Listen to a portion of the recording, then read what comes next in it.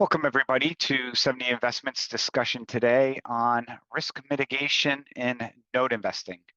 As I mentioned earlier, this topic and due diligence are two of my favorite topics that I love to dive into and share education, content, and the stories and case studies that we've had that we really target and look to focus addressing risk mitigation within note investing, because it is something that definitely is a priority within our company and something people should be cognizant and aware of. First, a little bit about who we are and what we do. Seveney is a Virginia-based real estate investment company. We buy non-performing mortgages. Typically, these are on first position lien. Our goal is to work resolutions out with the borrower, get them on a repayment plan, to then turn around and sell this asset. Within Seveney, it is just not me, Chris Seveney. We have a team of about a dozen people, from accounting to investor relations to asset management to operations. So full staff across the board within the company that allows us to continue the growth that we've seen over the last 4 years, from starting out to raising over $60 million during that time. And our mission is to expand access through our Regulation A and Regulation D offerings, while trying to seek solutions that support both investors and homeowners. I will mention briefly our new Reg A Plus offering that recently came out, and just share a little bit of highlights about that before we dive deeper. Our Regulation A 2.0, we call it, is a bond offering open to both accredited and non-accredited investors, offering between 7 and 10% returns based off of investment amount and years within the investment. Within this offering, we wanted to keep things very simple in regards to what we were providing, which is very similar to our prior offerings. We're not into creating complex math that somebody needs a PhD in calculus to understand what they're getting paid. We, as a company, to keep things very simplified. And some of the highlights of this offering, as we mentioned, it's open to both accredited and non-accredited investors. Distributions are paid monthly. If somebody invested today, which is recording April 15th, happy tax day, your investment would start accruing that interest on May 1st. So on June 1st, you would get your first payment. Other highlights, we like to deem this an uncorrelated asset class to the stock market. There's always going to be non-performing notes out in the space, and pricing of those is not directly correlated to what's going on in the stock market. And I don't know what's been going on the last 2 days in the markets, but we've seen a lot of volatility within those. This, we believe, is a very different asset class. And another component to that is that we seek up to 3 times collateral coverage. What we mean by that is, if we're buying a loan that has a $100,000 balance, we want that property value to be about $300,000. So if there is any type of softening in real estate, which we're seeing today in some markets, or any type of downturn, we want to protect that investor's investment and preserve capital preservation, which is one of our risk mitigation strategies. The offering also, we've got over 100 assets within the portfolio, so it is not a blind portfolio. Yes, we continue to close out and buy new loans, but we currently do have 100 assets. Also, we issue 1099 interest forms. There is, as of today's laws, no UBIT that is being paid. I was actually at a conference or speaking seminar last night with Jack, the owner of Mid-Atlantic, which is a self-directed IRA company, and we were talking about this offering and what we do. And it's around tax time now, and they were sharing war stories about a lot of the people they work with get the surprise bit as part of during the tax time that they were not aware of. And it's always a surprise when you get something that you weren't expecting. 1 to 7 year term. So one of the differences from our prior offering is variations in term. Previously, it was just a 4-year. Speaking with the investors, we have over 1,000 investors. They came to us and some asked for a little bit more diversity in the time. Can we have a shorter duration and possibly a little longer duration? So we did that to accommodate some of the requests of the investors to broaden the offering. And last is similar to prior offerings, we have audited financials. We are working on wrapping up our financial audit as we speak and look to have that wrapped up in the next few weeks. Okay. that's what I wanted to talk about with our offering and everything else. I'll mention at the end, but if you do have questions about our offerings, we have our investor relations team in-house. You can set up an appointment with them, a phone call, an email. We are here to answer any and all questions. So we dive into the acquisition and due diligence process. First, I want to start off by talking deal flow. And last night when I was speaking, I asked the crowd how many do people know how big the mortgage market was in the United States? And we heard numbers from $1 trillion to $6 trillion. And when I mentioned over 14 trillion, people's eyes got much bigger and wider and didn't realize how big this market is. And then talked about how much is in non-performing loans, which is roughly, let's call it 3%, which would be a little over $400 billion in non-performing loans that are floating out there. And today we're at historical lows. And we were talking about how we are seeing this increased deal flow. And we have a chart here from January, which in January we saw over $2 billion in non-performing loans come across our desk. That's right, $2 billion. We looked at about 700 million based off of location, criteria, risk, and we look to select the top 2% of those loans. And we do that through due diligence and risk mitigation. You may ask, well, Chris, what does that process look like? How do you go through it and how do you buy a mortgage note? And start out with doing what's called a preliminary bid, which is we get an Excel spreadsheet, which we'll share an example of, and we'll bid off of that spreadsheet, provide the seller, here are our numbers. They will typically come back with some type of counter. Think about buying a house, put an offer in, they come back a counter, little negotiation. If it gets accepted, we'll hit due diligence. So during due diligence is when we do our inspections within that period of time, which is 2 weeks. And we talk about the 3 Ps in the past, the person, the property, and predicament within that due diligence. And if everything checks out, we close on that loan. If there's issues like taxes or other liens or things that could impact the value of the loan, just like doing a home inspection and realize a roof needs 10,000 in repairs, typically you'll ask for a credit or you'll lower the price. We do the same thing with a note. The main difference between this and buying a house is, of course, you're buying a note versus a house. This process is typically done in about 2 weeks, whereas typically buying a property takes 30 to 60 days. So it's a much quicker process.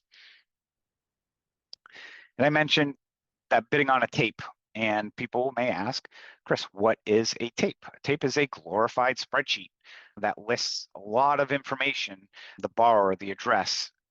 Much of the loan details are on these tapes.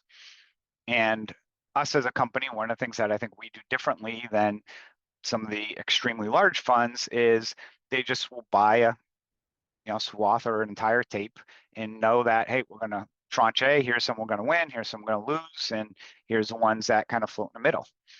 For us, we cherry pick loan by loan within a tape. There are tapes that you have to buy all of them. But even if that is the case, we still bid on every single asset as if it's an individual asset or individual purchase. And we color code them first going through. I think of driving down the road, you got your green lights, your yellow lights, and the red lights. Red for us is a no-go. Yellow, it's let's dive much deeper into that. And then green is, yes, this is a loan that definitely fits kind of the top 1% to 2% that we want to target. And we sort this out maybe by value, by state, by loan balance. There's many different factors that we may look at, whether it's in foreclosure or bankruptcy, or where is it in the legal process. So it's not just a one size fits all type of thing that we look at. We look at many different factors and components to it. Then, as I mentioned earlier, that due diligence process that takes several weeks, and we talk about the 3 Ps, the property, the person, and the predicament. So we'll start with the property, which is not only the look of the property, but I'll call it the legal components behind it, meaning the title. So if you've ever bought a property, you hear the term title insurance and you think, we got to pay for title insurance and it doesn't do anything for us.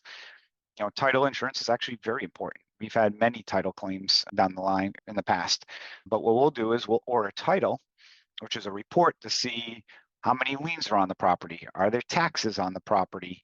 Any other recorded documents like judgments against the borrower.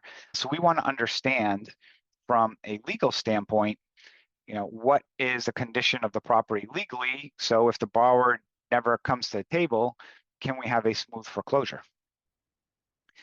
The other aspect of the property is its condition and value. So we'll do what's called a BPO, a broker price opinion, and also an inspection. Now, we can't just go knock on someone's door, knock and say, hey, I'm looking to buy your loan. Can I come tour your house? I'd probably either have the police called on me or something, because that would not be something that most people would allow. And so how do you rectify that? Well, you have people go by the property, do not step on the property or anything like that, but they will take photos of the exterior of the property and give us conditions. What does the property look like? And we'll also have a realtor or somebody go out and take a look at the property to give us a value. What are the comps in that area? And we also want to make sure when we comp that, if it's a non-performing borrower, let's not compare it to a brand new house down the street or a house that somebody completely renovated before they sold it to get maximum value, because typically when a borrower is behind on their mortgage, they also are behind on maintenance and upkeep of the property. So we have to do a proper valuation of that, which is one of the most important factors in this whole process, is valuing that property. Next is the person.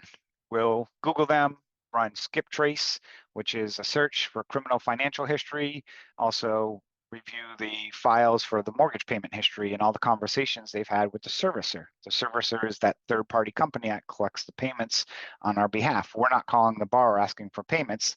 Due to legal obligations, you have to have a licensed company do that. Perfect example of a skip trace was I was reviewing a loan this morning, and person bought the property and has since gone into default. And when I Google the person, the reason the person went into default is they are currently in prison, and because they bought the house, got in a dispute with the neighbors, called the cops, allegedly assaulted the police officer, got arrested, got put on basically probation, was not supposed to go back to the house or go to the neighbors. They went back to the house and then allegedly assaulted a neighbor and the police officer again. And we look at that and say, okay, this is a borrower we are not going to be able to probably work out a resolution on. So more than likely, we're going to pass on this property because of the predicament, which is what got them in this situation. Now, we didn't have servicing notes. We're actually bidding on this, but there's still a lot of information we can find up front. And typically what we'll find is most people that we buy loans, unfortunately, it's typical death, divorce, job loss, some situation that can be rectified. And seeing what that person has, sometimes college loans, medical debt, so many different reasons that are out there. Most people do not roll out of bed in the morning and say, I'm gonna go make myself some eggs and just make sure I'm not gonna ever pay my mortgage again. Nobody thinks like that. What is that predicament? What got them in that trouble or that person? And that is an area that we focus on to make sure we understand that predicament. So we package all of this together in regards to these 3 Ps to see, okay, is this a loan? If we buy it, can we work it out? Is this the price? And really focus on that within our investor committee team of people reviewing this to discuss what are we going to do for next steps if we buy this, and how do we get it, or do we even buy it?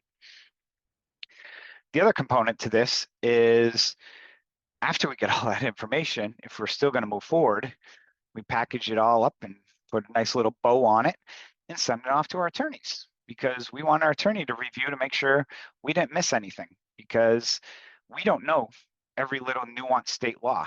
For example, in Georgia, we ran into issues where the lender was using standard forms across multiple states. And in Georgia, the way the notary and witness stamp has to read has to say a specific thing. And if it says something different that you use in other states, it doesn't count as a witness. That means that mortgage technically wasn't recorded because it's in not correct legal standing.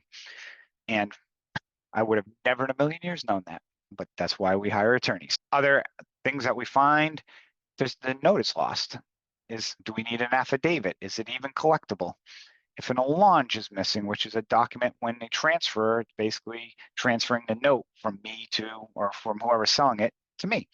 If there's one missing behind the chain, is that a problem? Typically, depending on the state, it could be. The mortgage itself, which is the document that gets recorded. The note is the IOU that just gets signed, 3 or 4 page document. The mortgage is a document that gets recorded that really is the teeth behind the note, because the note is the IOU. If somebody stops paying on the note, the mortgage is what is you can use to say, hey, look, I'm going to start a foreclosure process. We've seen and we've missed and had our attorneys pick up, the legal description is incorrect on the mortgage. We've had some where it was the wrong property on the mortgage, that a title company must have been doing a lot of them that day and inserted the wrong different property.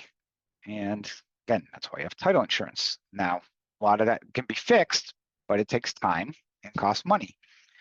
Others are out of order assignments. An assignment is when these loans get sold from company A to company B to company C to company D to make sure the chain of the documents goes from A to B to C to D.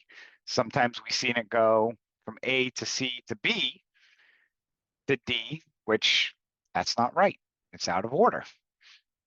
Other really nuanced components, bankruptcy, which is different chapters of bankruptcy that have many different meanings that we're well versed on. And then statute of limitations, which is state by state, how long is a loan valid for on certain properties? And it's important to understand this or research this because it can make a difference. For example, we had a property that the borrower was getting unfortunately did not want the property anymore, is getting foreclosed on. And they had another property that they would also want to include, but they had another note mortgage on it, and they were defaulted on that loan as well. They've been defaulted for over 25 years on that loan. The loan was written in the early 90s and matured in the late 90s. And speaking with the attorney, that loan was outside its statute of limitations, so that loan was no longer valid on that property. So that was something that we could use, and through title insurance, kind of use that as additional collateral.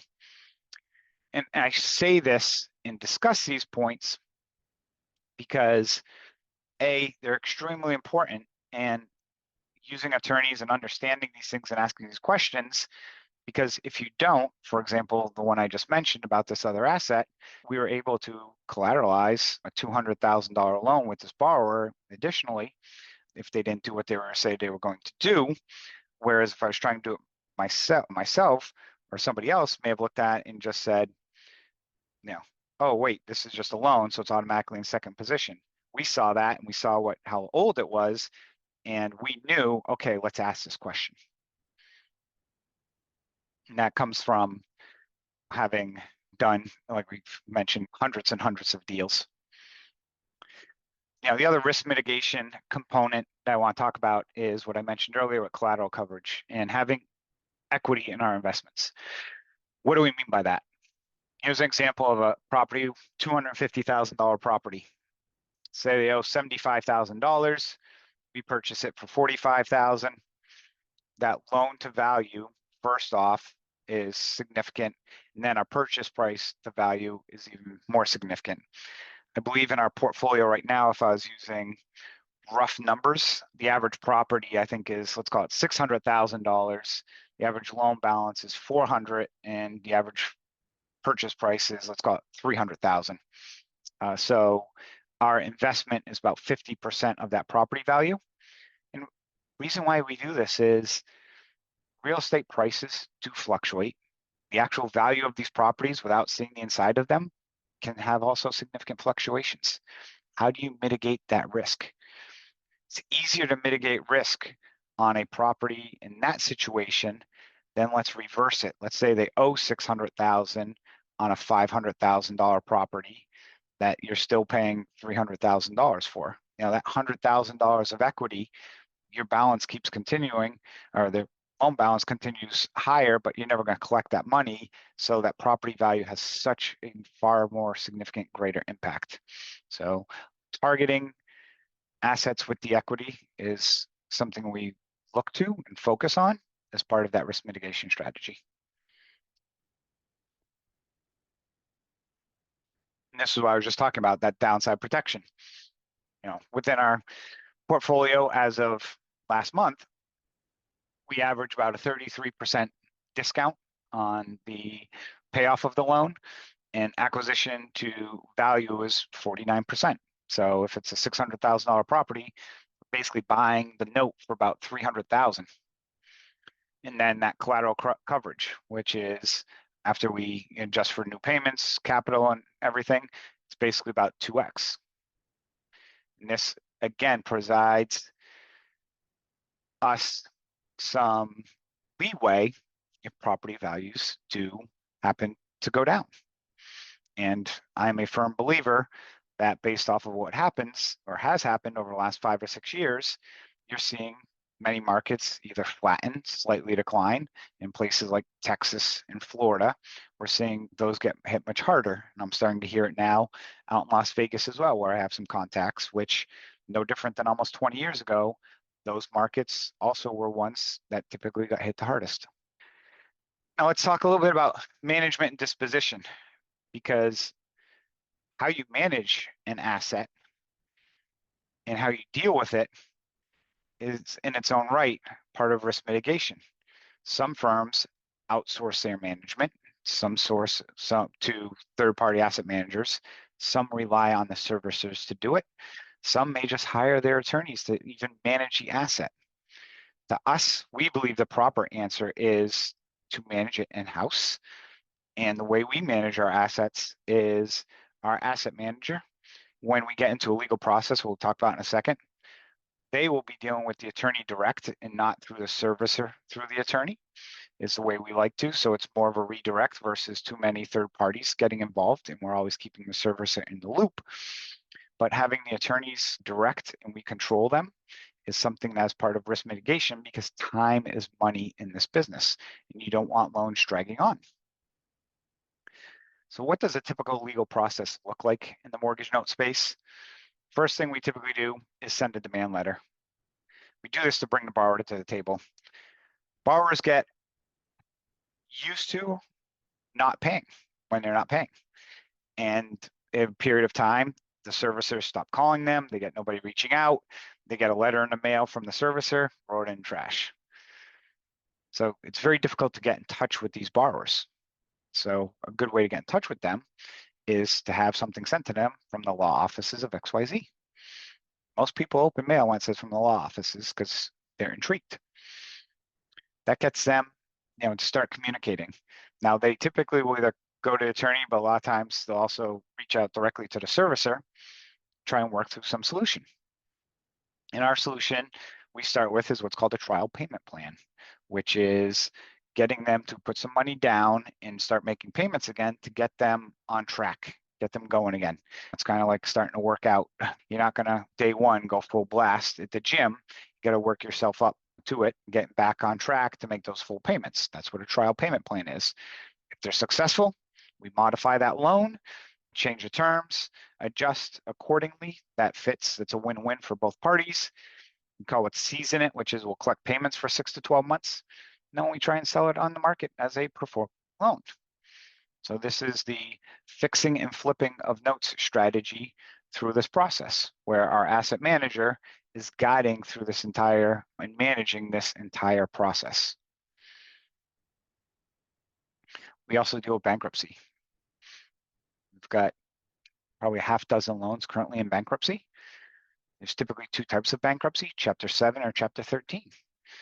Chapter 7 is when the borrower just is completely underwater through credit cards, house is worth less than they thought, and they just want everything, all their debts wiped away. Now, it's great. They get their mortgage, what they owe on their mortgage wiped away. Does that mean they get a free house? No. Some borrowers think they do. But you have that mortgage which secured it.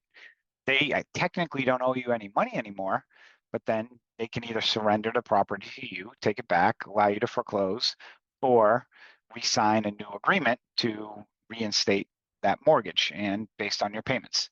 But it wipes out all the credit card debt and everything else. Chapter 13 is more of a restructure where they get put on payment plans.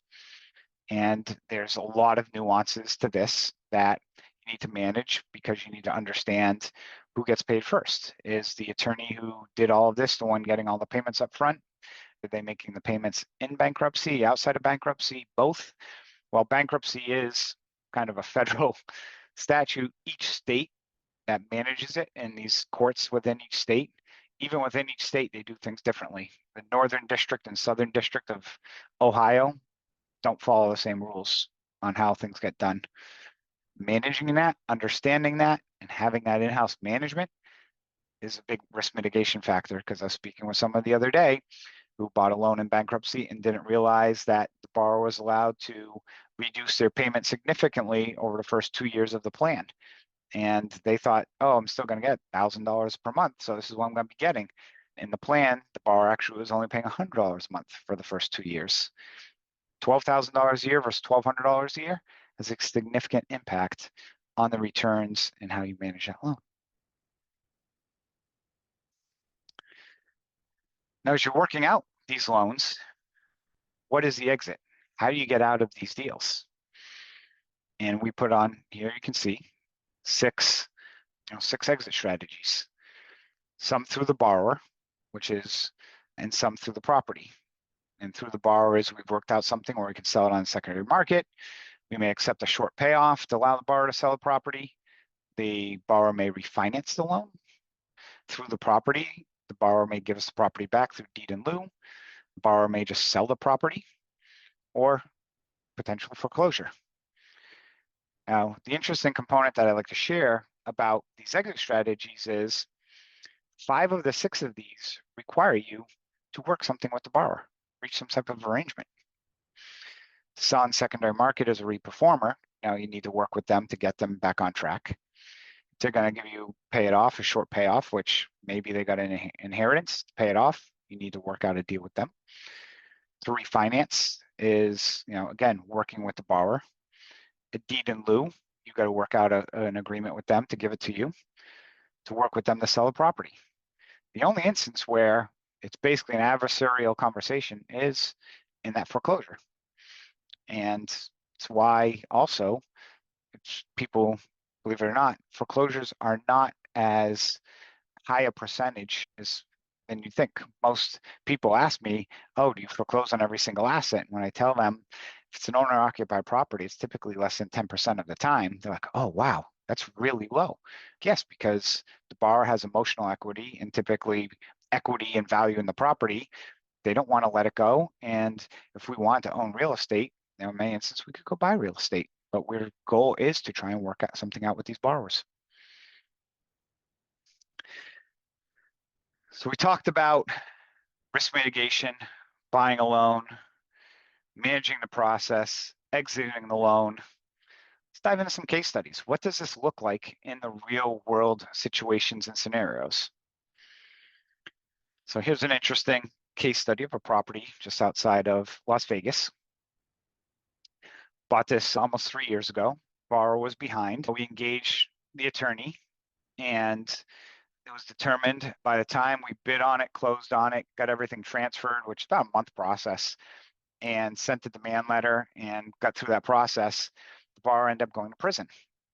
And the borrower at that point in time also did not want to determine that they couldn't afford or keep the property. There was a small little cell phone tower on the property that got them $1,000 a year in income that the borrower thought he was getting $1,000 a month for. The borrower he was in prison. It wasn't anything juicy. They were running food trucks and they weren't licensed. And it was like the 4th time he got caught without a license for it. But the property ended up going into foreclosure. And they were actually trying to sell it right before foreclosure, had a buyer. That didn't work out because they did not reach out to us or try and work with us in regards to what the payoff and sale price was. So it killed the deal. So a huge property. It had several in-law suites. I forget if it was like 5,000 square feet, but it was big. But the borrowers also had dogs, chickens, other pets in the house. And it was very dated. It stunk and it needed a little bit of a facelift. So we foreclosed on it, took it back, and we engaged a local real estate agent and a general contractor to complete the renovations. And this was different than that typical deal that we say when we're fixing and flipping the note, because not every deal goes that way. And this is, again, for risk mitigation. How do you mitigate risk in these situations? We could have sold the property as is, but then we'd be dealing with investors who are looking to buy it, and they were going to do exactly what we were going to do, and then turn around and sell it. And I've got 20 plus years of almost 30 years in construction management development experience. We looked at it and said, let us harness that value, get it done, get it in a condition that will beautify this property and get it sold, which is what we did, and increase the value significantly after putting in that renovation.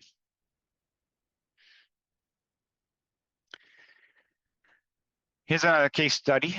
This one is more similar to that, what I say, the bread and butter that we talked about earlier, where this is a non-performing loan. Borrower was over a year behind. Initial outreach was unsuccessful, as we mentioned. We have the attorney send that demand letter to get them back to the table.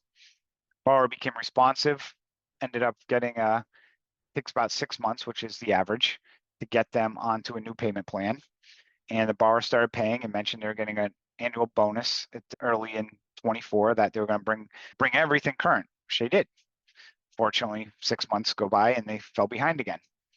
So they went dark, get the attorney, Groundhog Day, start the process over again, send a demand letter, borrower comes back as responsive, borrower gets it back current again, gets their bonus, gets caught up on the payments and everything. And after then they continue to make those payments. So what we did is we turned around and sold that as a performing loan back on that secondary market. This is an outcome of that asset management of, just because you work out something with the borrower doesn't mean that they're still going to, you got to put it on cruise control, still got to manage it, watch it, and continue to monitor it. And here's a loan that is more of what I would say is a kind of a cruise control loan. And within our portfolio, yes, we have performing loans. We're not 100% non-performing. We want that balanced portfolio. Here was a loan that we acquired to Sloan. Borrower needed funds to complete the renovation while they're in a process of selling their business. And they did not want to liquidate their stock portfolio or sell off assets. They had equity in the property already, so they levered it. We bought this loan from this individual. It was short term. They were just finishing renovating this property, and borrower ended up selling their business, and then they paid off the loan. But ways to mitigate this factor on the performing loans that's very important is, again, goes back to that value. This had a loan to value of 50%. And I'll share a story recently with performing loan that I know of an individual who, there's actually two individuals. One decided to give a borrower a first position loan for them to rehab a property. And the borrower, we'll just say it was $500,000, but the borrower needed about $650,000. And the property was allegedly worth about $1 million. And what ended up happening is the borrower ended up finishing the property, but couldn't sell it and just stopped paying. The first position lender went in and foreclosed on the property and took it back at foreclosure and wiped out that second position lien holder, even though property actually had the value. The property's worth between 8 and 850, but that loan to value got a little tight because of fees and everything else. But also that second position lien holder fell asleep at the wheel and ignored the foreclosure and everything and could have went and bid on it. Again, another aspect of risk mitigation asset management. And I share that story because it shows the importance of loan to value, but also within our portfolio, again, we're a first position lien holder. That is extremely important to be in that first position, because even if properties have equity and you're in second, you got to make sure you're managing it, but also those first position loans, some of those fees and foreclosure costs can get up there very quickly. We've seen loans where their default interest on some of them up to 30 or 40%. And on a $500,000 loan, that's $200,000 a year. Within a year, it's going to eat up any and all equity. So these were the case studies that we wanted to share. And this concludes the presentation today. If you would look to book a call with a member of our team, I'll leave the QR code up right now for a minute. I'll go back to it in a second because I just also want to share our disclaimer within our bonds Reg A+ offering, which I'll leave this on the screen. But if you want information on this, our offering circular is on the website, also at the SEC. And I'll leave this up for a second. Again, this is recorded and sent out to you. And again, here's a QR code. Again, I want to thank everyone for coming today. If you do have questions, feel free to put those in the Q&A box.